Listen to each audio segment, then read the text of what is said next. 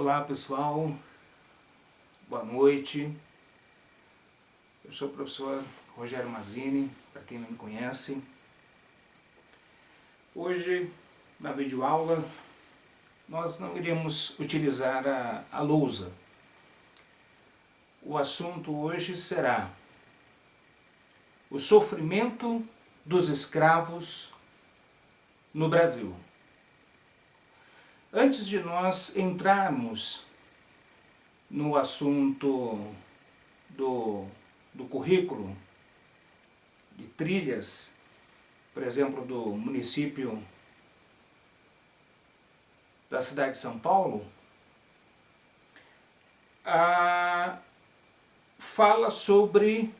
nós iremos falar sobre a resistência dos escravos e depois os quilombos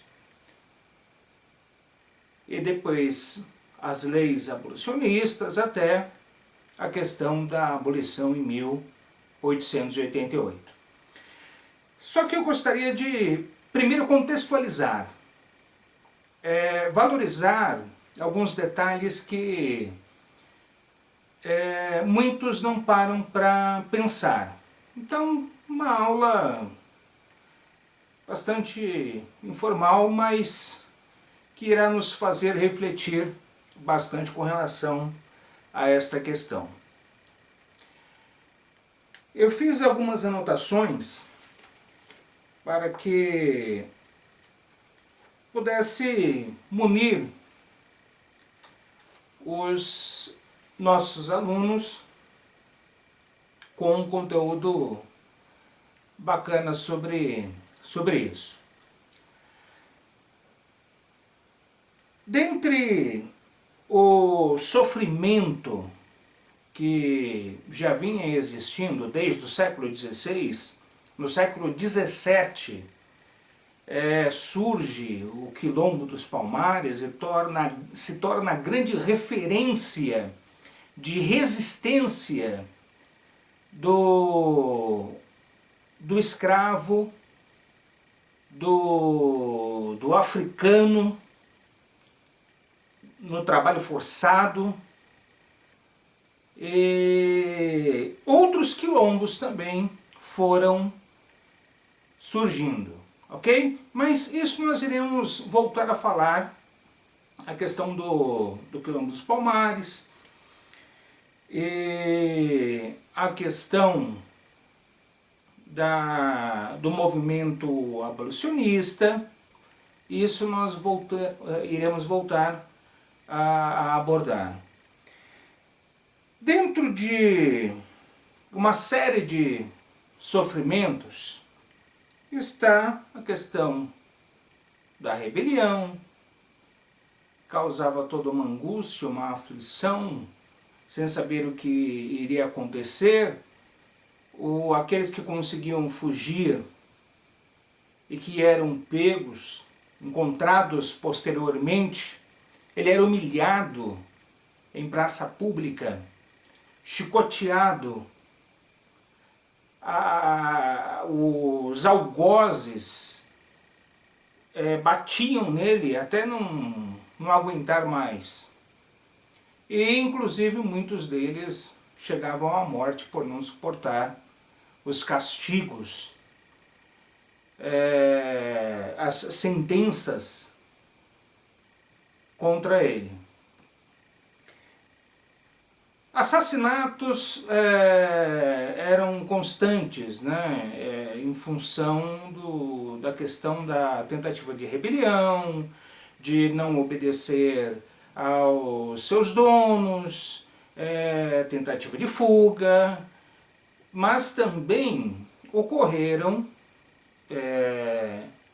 levantes por parte do escravo. Aquela ideia do escravo, ele completamente passivo, né, naquele poste de pedra ou de madeira, apanhando, tomando chicotadas, não é bem assim, tá? Desta forma passiva, na verdade nunca ele recebeu os castigos de forma passiva. Aquilo chegava a acontecer quando não tinha outro jeito, uma outra escapatória para o escravo. Então precisamos entender esse detalhe. E quando existia oportunidade, o escravo matava o seu dono e fugia quando conseguia. Tá? Houve casos assim também. Então, grandes historiadores como Boris Fausto, Renato Venâncio, Caio Prado Júnior, Amário Del Priori, esses autores, eles falaram bastante sobre esta questão do escravo, do seu sofrimento, né? E haja vista também o próprio Gilberto Freire, tá? Com Casagrande e Senzala, ele detalhou o dia a dia do escravo. Voltando a esta questão, além das revoltas organizadas, tem uma outra humilhação. É como, imagine, o escravo como um bem. Imagine o escravo como uma propriedade. Ele era marcado, assim como o gado é marcado, com ferro em brasa, da mesma forma lá com as iniciais ou algum símbolo do dono dele ou do próprio escravo ou do próprio traficante de escravo que pegava, negociava esses escravos na África e chegava aqui nos portos do litoral brasileiro e revendiam esses escravos. Então, às vezes, tinha marca daquele ferro em brasa, ou no peito ou nas costas. Então, olha só o tipo de sofrimento. Era muito normal que os donos desses escravos, ele comprasse, vamos supor, ele acabou de comprar 20 escravos. Desses 20 escravos, seria muito bom que fosse de pelo menos 4, 5 etnias africanas diferentes, com línguas diferentes, costumes diferentes. Por quê?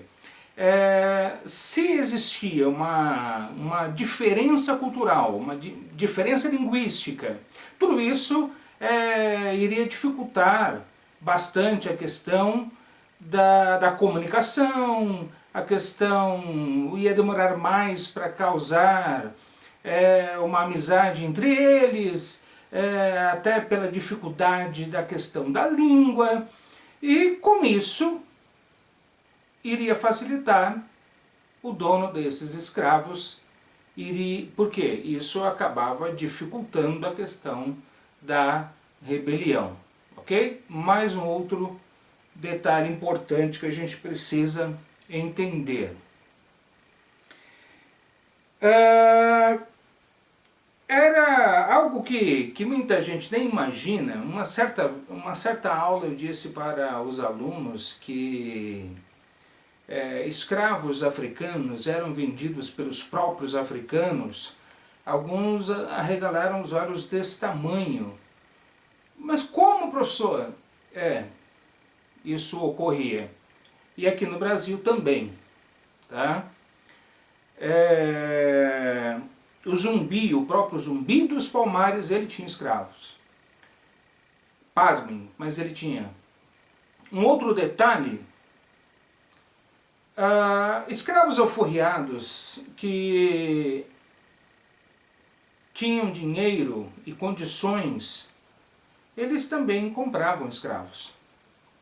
Não era só com o intuito de dar alforria a um amigo, a um parente, mas de ter servos para ele também. Isto também aconteceu. A história ela é fantástica, né? Ela é contagiante. É claro, é muito suspeito, eu sou professor de história, mas às vezes ela também acaba impactando, né? Ela às vezes acaba nos chocando com algumas realidades, algumas verdades que a gente ainda não conhecia. Algo que aumentava ainda mais o sofrimento do escravo, além das várias doenças, né, que ele podia ter em contato com o próprio europeu também, no caso os portugueses aqui no Brasil, o escorbuto era uma doença que acabava judiando muito dos escravos, isso em função da má alimentação, da falta de vitamina C no organismo.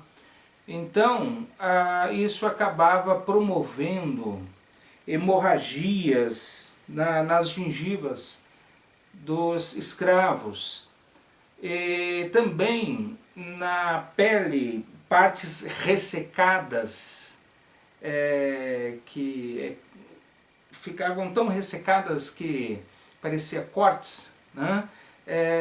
Dali começava a sangrar e era um sangramento muito difícil em função daquela doença e da falta de vitamina C no organismo.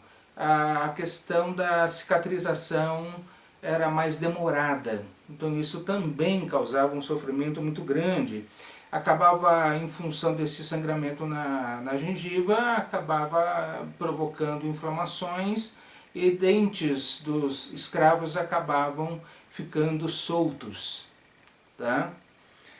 E a questão também de dores musculares nas juntas, né? Imagina um escravo nas juntas, nas articulações, ele ter dificuldade ainda maior para trabalhar, sendo que o trabalho era sempre um trabalho pesado, era sempre um trabalho braçal, ele precisava ter vigor físico para isso, ok? Então precisamos compreender esse detalhe. E fora o cansaço que era muito maior, mas uma verdade que talvez muitos não conheçam, segundo autores, eles chegam a entrar em um consenso com relação a isso. Escravos chegavam a trabalhar, às vezes, 17, 18, 20 horas por dia. Você está prestando atenção no que eu estou falando? 20 horas por dia. Imagine o cansaço físico. Vários escravos acabavam morrendo por estafa, por excesso de trabalho, péssimas condições de vida, péssimas condições de trabalho, uma alimentação completamente inadequada e ainda os castigos físicos.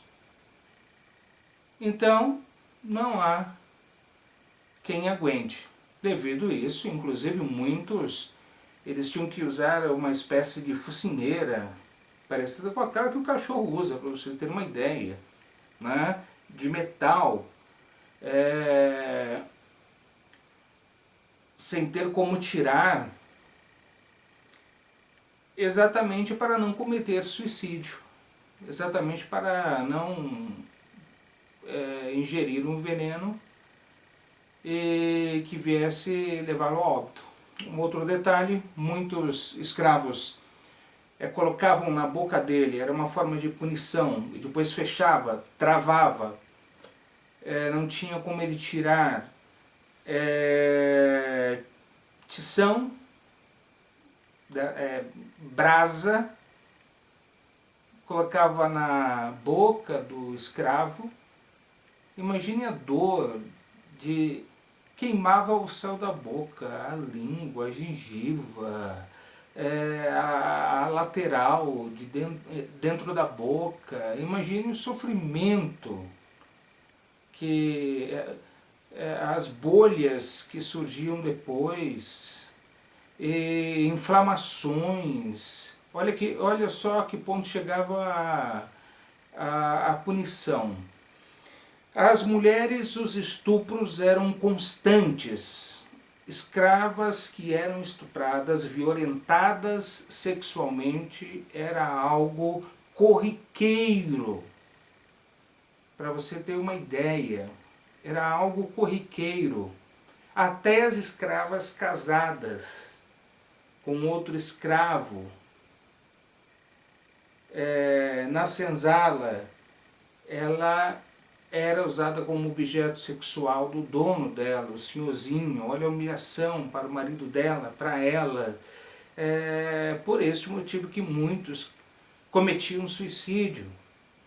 E na primeira oportunidade que tivessem, também matava o senhorzinho lá, o senhor de engenho, o dono deles.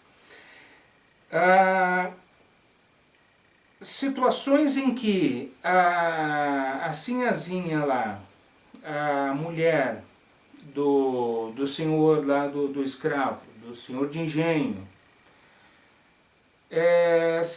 à medida em que ela se sentisse enciumada devido a uma escrava bonita que ia para a cama com o marido dela sempre que ele queria, sempre que ele podia, de situações como essas, para vocês terem ideia, inclusive a autora Maria del Priore, né, ela fala, essa escrava tinha o seu rosto transfigurado a ferro em brasa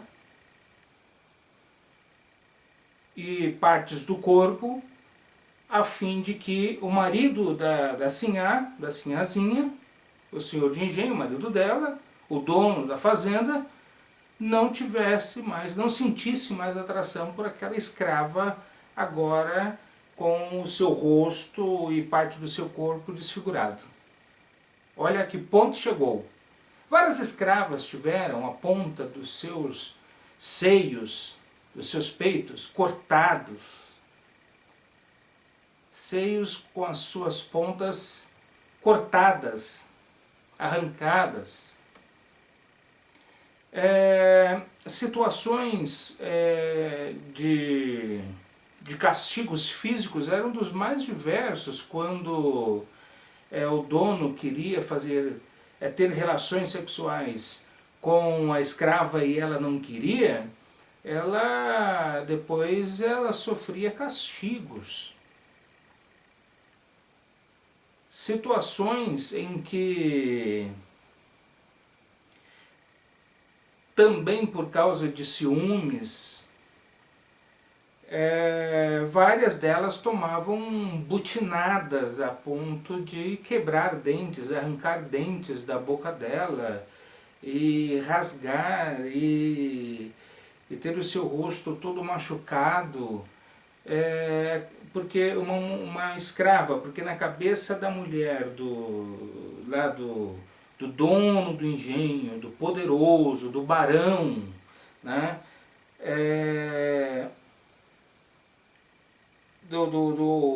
do chefão, na cabeça da mulher dele, ela imaginava, se o meu marido ver essa escrava banguela ou faltando alguns dentes na boca, isso vai diminuir também a atração sexual por essa escrava. Então,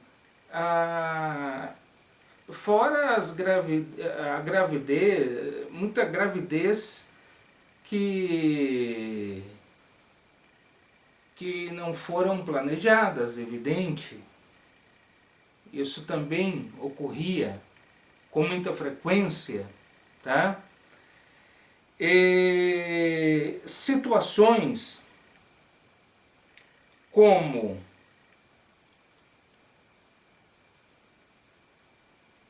ganchos, aqueles ganchos no pescoço, imagine ser carregado e amarrado aquilo com uma corrente ao chão, como se fossem animais.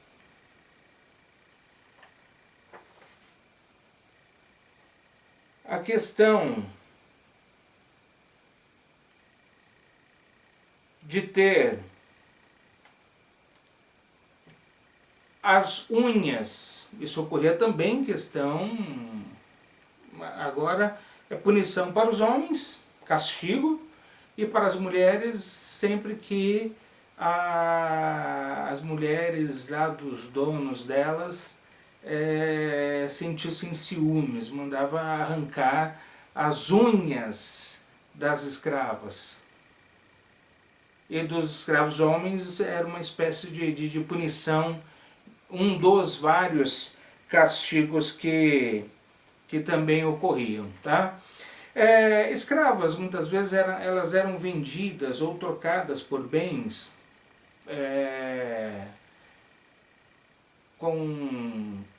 para condes, os barões, senhores de engenho ricos, que faziam negócio, grandes comerciantes,